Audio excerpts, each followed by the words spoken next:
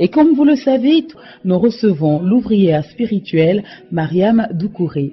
Bonsoir, maman Mariam. Bonsoir. Et bienvenue à vous. Merci. Aujourd'hui, nous parlerons d'endurance et de crainte. Tout à fait. Nous vous écoutons. Mon Seigneur Dieu Tout-Puissant, avec ta permission, par ta permission, nous te demandons ta permission afin que tu nous guides pendant l'élaboration de ta parole. Merci Seigneur Dieu Tout-Puissant. Que Dieu nous garde. Amen. L'endurance et la crainte. Oui, en fait, on doit exposer ces deux grands chapitres-là aujourd'hui. Tout à fait. On va demander l'assistance divine pour qu'on puisse finir, que Dieu clarifie les esprits, voilà, pour qu'on puisse mieux se comprendre. Comme je disais, bon, là, on est à la veille de la Tabaski, par la grâce de Dieu. Donc, ce que je peux demander à chacun de nous, à chacun des auditeurs, pour la première partie de l'émission, que chacun fasse ses demandes au Tout-Puissant. Inch'Allah, Dieu aussi dans sa puissance va, comme je dis, exaucer. Merci Seigneur Dieu Tout-Puissant. Que Dieu bénisse toute l'équipe, tous ceux qui participent à la diffusion de l'émission dont je suis l'ouvrière contractuelle de l'Éternel. Donc, que Dieu nous bénisse, que Dieu bénisse notre descendance. Merci Seigneur, sois béni. Lors de la précédente émission, nous avons cité le verset 160 de la Sourate 3 en disant « Si Dieu nous donne son secours, nul ne peut nous vaincre. Dieu secourt les endurants, Dieu secourt ceux qui lui font confiance. Il y a aussi le verset 120 de la Sourate 3 où nous lisons « Si vous êtes endurant et pieux, Dieu vous accorde son secours. Sourate 21, verset 88, j'avais dit l'autre fois, Dieu sauve les croyants en les exaucant. Tout à fait. Nous devons tous rechercher l'agrément d'Allah subhanahu wa ta'ala, Dieu le Tout-Puissant, afin que Dieu qui aime tous ses enfants nous exauce. Oui, Dieu aime tous ses enfants. Si Dieu n'aimait pas tous ses enfants, je pense que ceux qui ne prient pas seraient plus sur terre. Tout à fait. Voilà, donc, mais ceux qui ne prient pas aussi, que Dieu fasse qu'ils rejoignent le plus tôt possible le cercle des croyants. Nous aussi qui croyons déjà, que Dieu nous installe dans le cercle des croyants, que Dieu exauce, Dieu dans sa puissance. Au verset 153 de la Sourate 2, on nous dit, ô les croyants, cherchez secours dans l'endurance et la prière. Cherchez secours dans l'endurance et la prière. Car Dieu l'unique est avec ceux qui sont endurants. Il y a Sourate 2 aussi, verset 45, on dit, cherchez secours dans l'endurance et la prière. Ça vous dit que pour que Dieu nous secoue, c'est vrai qu'il faut lui faire confiance dans un premier temps, mais en même temps, il faut prier, il faut être endurant. Je vous ai dit l'autre fois que c'est dans l'endurance qu'on démontre à Dieu qu'on le respecte. Parce que c'est quand vous êtes endurant que vous restez dans la crainte, dans l'abstinence, voilà, dans tout ce qu'on avait dit lors de la précédente émission. Par rapport à la protection de Dieu le Tout-Puissant, nous avons le verset 105 de la Sourate 5, où on dit, celui qui s'égare ne vous nuira point si vous avez pris la bonne voie. Comme je dis, ça veut tout dire. Si vous êtes dans le chemin des grâces, dans le chemin où Dieu compte, dans le chemin où Dieu protège, c'est clair que on ne peut pas vous atteindre. Il n'y a que la protection de Dieu qui est la meilleure. Dieu dans sa puissance. Par rapport à Dieu, je veux dire que nous devons tous nous diriger vers celui qui nous aime. Les gens ne savent pas que Dieu aime tout le monde. Beaucoup, on l'a dit la fois dernière, disent on a oublié, est-ce que Dieu nous a oubliés? Oui, mais Dieu n'oublie personne. Voilà. En fait, il attend qu'on s'adresse à lui. C'est pour ça que le fois on a développé la méditation. Tout à fait. Voilà. Donc Dieu dans sa puissance. Si certains vont vers celui qui ne les aime pas, qu'ils changent de direction.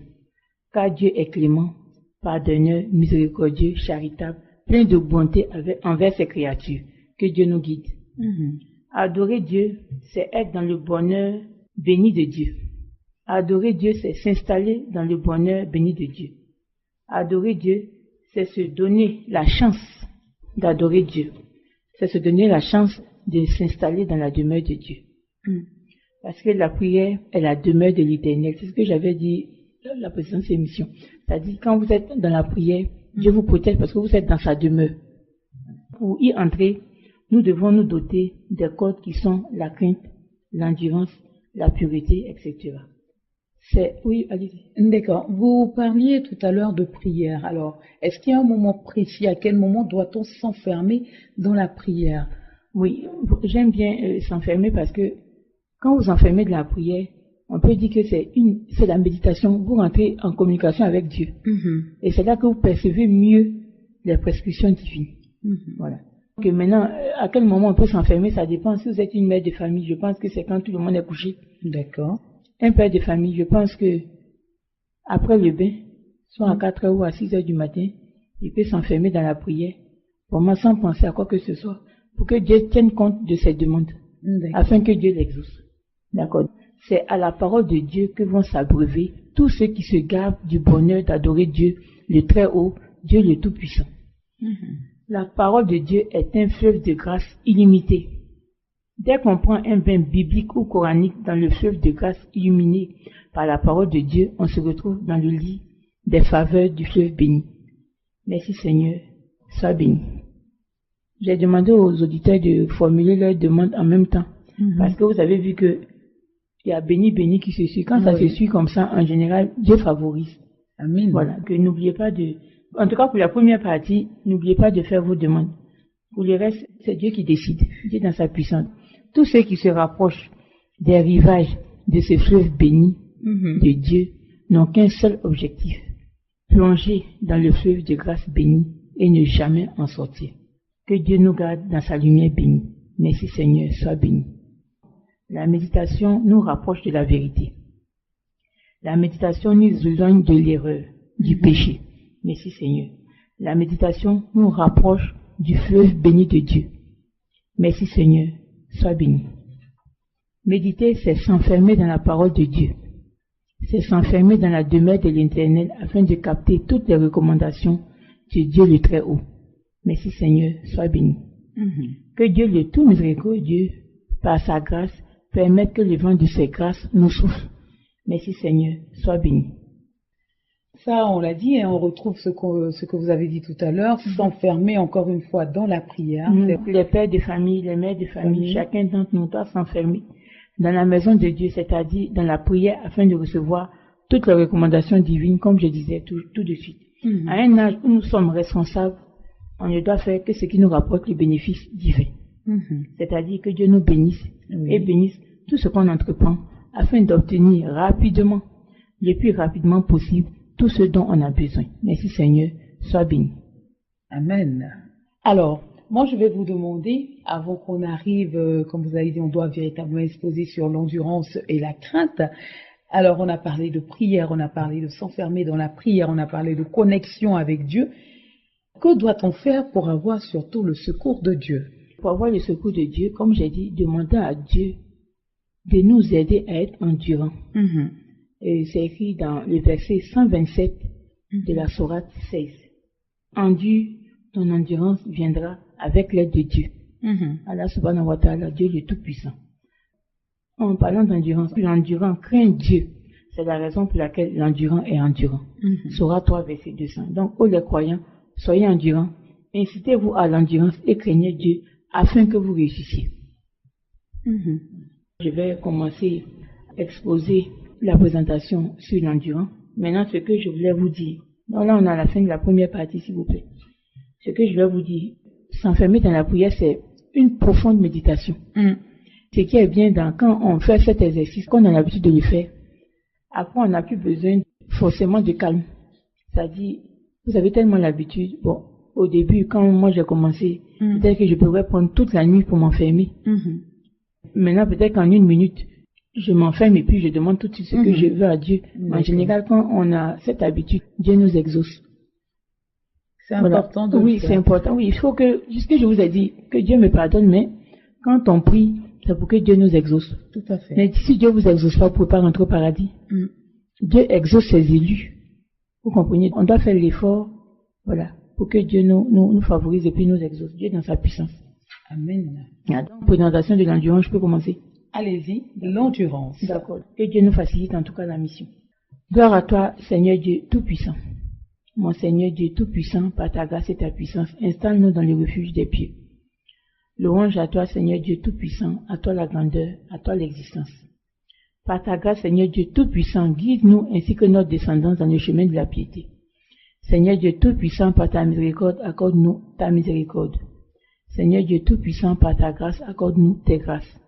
Seigneur Dieu Tout-Puissant, par ta miséricorde, ne laisse pas dévier nos cœurs après que tu nous aies guidés. C'est toi, certes, le charitable, le généreux, le grand donateur. Comme on disait, le thème d'aujourd'hui, c'est l'endurance. Être endurant, c'est surmonter toute difficulté en se préservant de toute souillure. L'endurance est une richesse spirituelle, elle éteint la pauvreté. L'endurance est la zone où Dieu pardonne, c'est la raison pour laquelle nous jeûnons. C'est dans la voie de l'endurance que Dieu fait grâce. L'endurance est une force spirituelle qui préserve de tout souci, elle éloigne toutes les difficultés. La force de l'endurance se trouve dans la prière, mais surtout dans la méditation. L'endurance est celui qui a placé tout son espoir, toute sa confiance en son Créateur, Dieu le Tout-Puissant. Sans la crainte, nul ne peut adorer Dieu. L'endurant a pour seul refuge Dieu. Dans le livre L'Endurant, sur la page on a mis la belle promesse de Dieu s'accomplit toujours pour les fruits de l'endurance. Ça a été dit pour les enfants d'Israël, mais je vous ai dit que le Coran s'adresse à l'univers. Sera 38, verset 47. Je vous ai parlé de Jésus, de la Vierge Marie et tout. Oui. Et même de la maman de la Vierge Marie, quand la Vierge Marie était en attente d'arriver sur terre, n'est-ce pas? Sera 3, verset 35. Différence entre l'abstinence et la pureté. L'abstinence, c'est s'éloigner du péché. La pureté, c'est être éloigné. C'est-à-dire, même pas. Je vous explique. L'abstinence, par exemple, vous êtes quelque part où il y a des choses qui ne sont pas bien. Donc, vous vous abstenez. Tout à fait. Mais la pureté, à la limite, vous n'êtes même plus à côté. Voilà, c'est ça. L'endurance est une preuve de respect, d'amour, de sincérité envers Dieu le Très-Haut. Par la grâce de Dieu, l'endurant aime Dieu. Dieu aime les endurants. C'est une des raisons pour lesquelles l'endurant est endurant. L'endurant tient à la crainte qu'il a pour Dieu, car Dieu aime ceux qui le craignent. L'endurant tient à la crainte qu'il a pour Dieu, car il aime Dieu et son but est de se rapprocher de son Créateur, Dieu le Très-Haut. Dieu guide les endurants. Dieu soutient les endurants. Dieu protège les endurants. L'endurant préserve de tout souillure la crainte qu'il a pour Dieu, car Dieu aime ceux qui le craignent. L'endurant craint Dieu afin de préserver son amour et son intégrité pour Dieu le Très-Haut. L'endurant craint Dieu afin de parfaire son adoration pour Dieu le Très-Haut. Par la crainte, l'endurant se préserve. Par la crainte, l'endurant se purifie. Dieu aime ceux qui se purifient. Sourate 9, verset 109. Dieu est avec les endurants. Sourate 2, verset 153. Dieu bénit les endurants. Sourate 2, verset 157. Dieu aime les endurants. Sourate 3, verset 146. Par l'endurance, par la pureté, l'endurant valorise sa crainte. Par l'endurance, par la pureté, l'endurant élève son niveau d'adoration pour Dieu le Très-Haut. Par l'endurance, l'endurant se purifie. De Dieu, les endurants reçoivent bénédiction, grâce, miséricorde. Sans la crainte, nul ne peut adorer Dieu. Dieu exauce ceux qui l'invoquent avec amour et crainte. Ça, il s'agit de Zacharie et puis Sarah quand ils avaient besoin d'un enfant. Sourate 21, la crainte est la contenance de l'adoration. Alors, la crainte, vous avez dit tout à l'heure, on revient ainsi sur ce mot, qu'il y a la crainte de Dieu et il y a la crainte pour Dieu. D'accord, donc je continue puis après je reprends. Par la pureté, Dieu exauce et fait miséricorde. Ceux qui craignent Dieu préservent leur crainte de tout souillure, car Dieu aime ceux qui le craignent. Dieu exauce ceux qui le craignent. Dieu le Très-Haut, le Tout-Puissant, le Très Miséricordieux, le Généreux, le Charitable, exauce par sa grâce, par sa miséricorde ceux qui le craignent.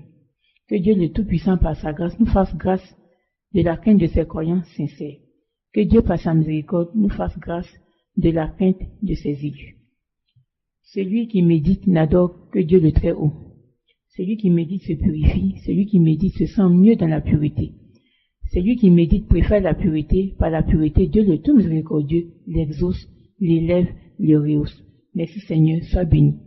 L'endurant par son endurance, pour son Créateur, se maintient dans la pureté. L'endurance est une purification, Dieu aime les endurants. Dieu aime ceux qui se purifient. La méditation facilite la purification, l'adoration du Très-Haut. Le jeûne, l'abstinence, la reconnaissance. La méditation facilite tout ça. La crainte de Dieu, c'est avoir peur de la punition de Dieu. D'accord. La crainte pour Dieu, c'est l'abstinence, la pureté, l'endurance, la piété, vraiment, tout ce qui est dans le respect des prescriptions divines. D'accord. Voilà. Afin que Dieu nous favorise, n'est-ce pas? Le but de la crainte est de craindre Dieu. Respecter Dieu afin de parfaire son adoration pour le Créateur. La crainte, c'est la force spirituelle qui permet de s'éloigner du péché.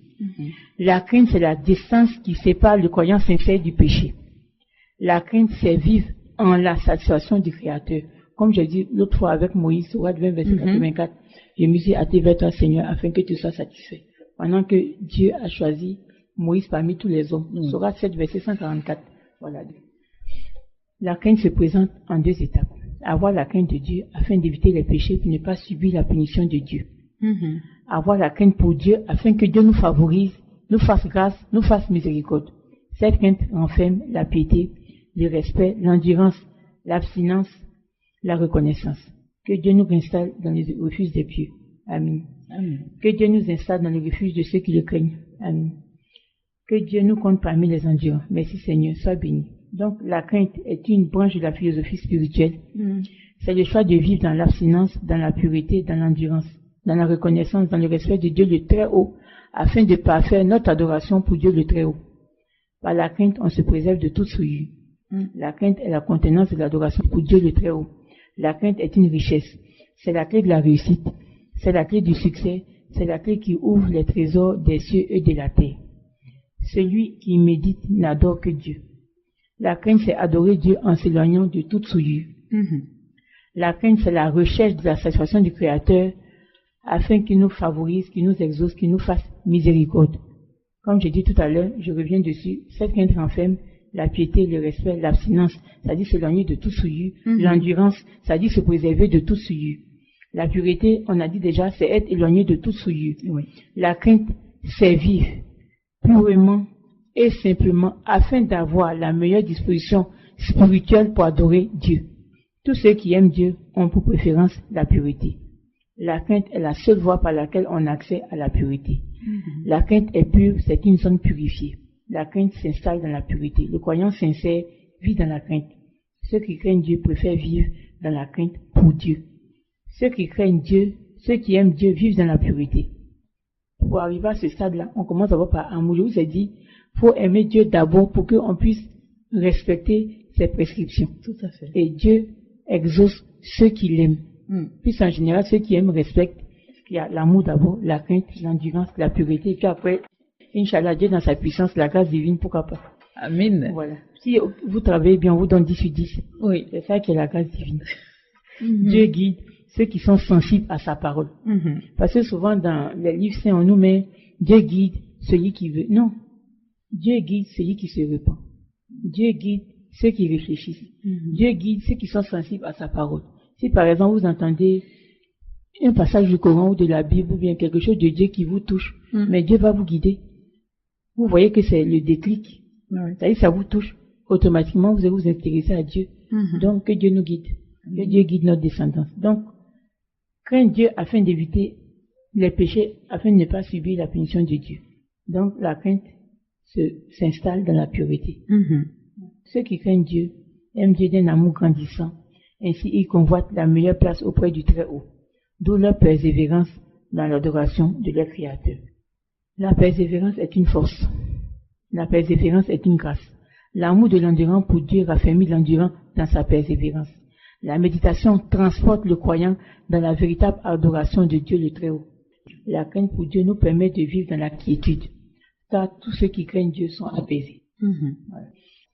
Celui qui craint Dieu, c'est celui qui, après méditation, après réflexion, a reçu un certain savoir. Donc lui, il sait.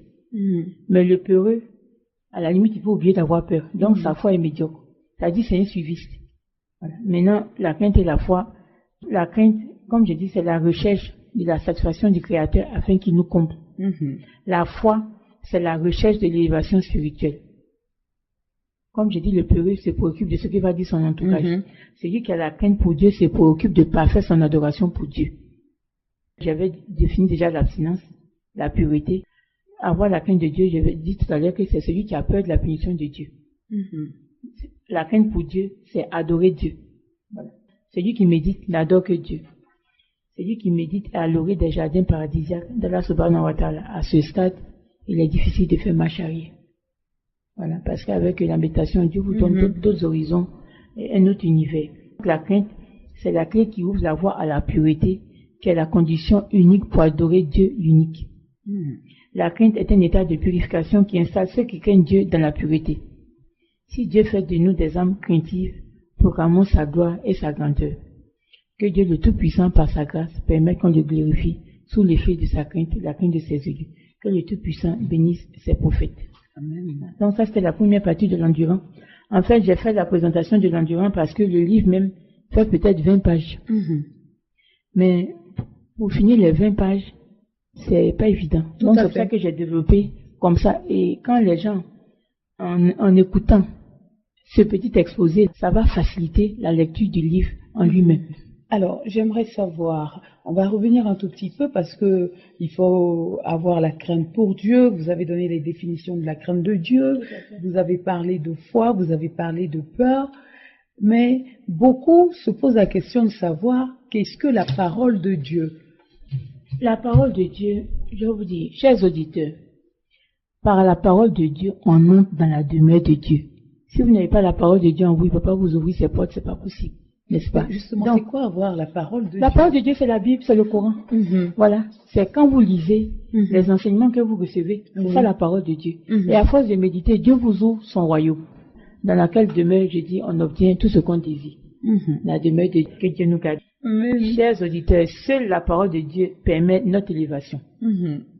Élévation qui nous permet d'atteindre les dimensions où ce Dieu fait grâce et nous comble. Merci Seigneur, sois béni. Voilà. Donc, comme je dis, pour les chrétiens, c'est la Bible, pour les musulmans, c'est le Coran, mais il n'y a pas de souci. Si vous êtes musulman, qu'il y a des bonnes paroles dans la Bible, n'hésitez pas. Si vous êtes chrétien aussi, qu'il y a quelque chose qui vous attire vers le paradis de Dieu, mais n'hésitez pas, voilà, c'est comme ça. Donc, cette bataille... Toutes les paroles de Dieu, on ne doit même pas discuter, dire non, ça c'est pas le bon choix. S'il y a quelque chose de bon dans la Bible, mais il ne faut pas hésiter du tout, parce que vous ne savez pas ce qui va vous faire méditer. Tout à fait. Vous ne savez pas ce qui va vous ouvrir la porte du royaume de Dieu. Je n'ai pas dit que je des religions, ça n'a rien à voir. Mais vous restez dans la parole de Dieu, tout simplement. Dieu dans sa puissance. Amen. Oui. Alors, on le voit, on a plusieurs livres. Il y a l'endurant, il y a la méditation. Mais aujourd'hui, nous en avons d'autres. Ça, c'est l'endurant des chrétiens. L'endurant des chrétiens. Donc, c'est un livre qui fait même pas 20 pages. Mais je vous assure que, voilà, 22 pages. Mais pour la présentation, j'ai fait au moins 8 pages tapis. Tout à fait. Tout ça pour qu'on puisse rentrer un peu dans l'univers de l'endurance, s'il vous plaît. Voilà, pour les musulmans, vous avez vu que je travaille pour tout le monde. Oui. Parce que Dieu aime tout le monde, donc moi je travaille pour tout le monde, voilà. Dieu dans sa puissance. Donc, Dieu dans sa puissance, je voulais lire le troisième dos de couverture. Oui. Ici on dit, il ne faut pas aimer la vie, mais il faut bien la vivre. L'endurance nous permet de mieux la vivre. Que Dieu nous guide. Merci Seigneur. Vous êtes d'accord avec moi? Tout à fait. Dieu dans sa puissance. L'endurance est une délivrance. Elle nous délivre de toutes les futilités. Moi je suis d'accord parce que moi je jeûne tous les jours comme ça, je mange pas et puis c'est terminé. Dieu dans sa puissance. Comme ça, toutes les histoires de manger plusieurs fois. Et puis même à un certain âge, il faut respecter Dieu. On a déjà fini de grandir. On grandit plus. Il y a des vitamines, on n'a plus besoin. Donc on fait doucement. Dieu dans sa puissance. On y va. Vous savez, l'endurance. Non mais c'est vrai. Vous pouvez être un père de famille et puis vous mangez tous les jours, mais quand même. Vous laissez au moins 2-3 jours pour Dieu.